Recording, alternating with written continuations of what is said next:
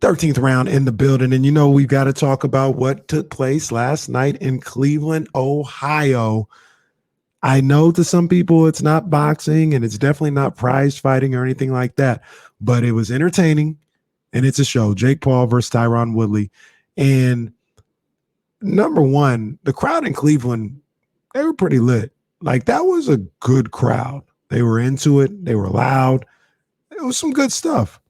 Number two, the undercard I thought was pretty good, pretty entertaining. You had the heavyweight with the knockout. You had the BSO called him the fake Adrian Broner, the dude from Cleveland who almost got knocked out. He was on there. I don't know who that guy is, but some prospect.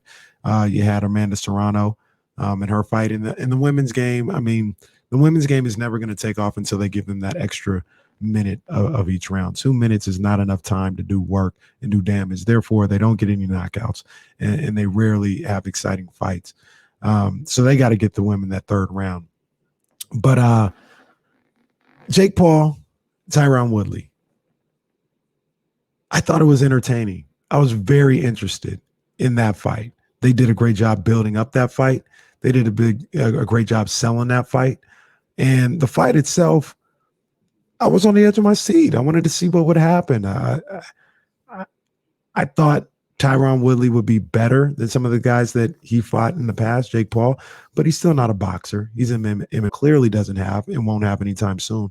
And I really believe, but I came into this fight thinking, I don't like Jake Paul. I think he's a culture vulture. I in every way, every sense of the word, when you're talking about the culture, when you talk about boxing culture, he's just a vulture all around. I don't like Jake Paul. But I will say this.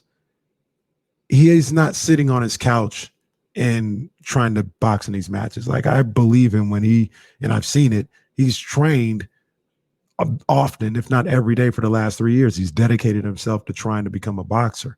And I was like, okay, well, maybe, he can work himself into being a boxer. Last night, it was clear.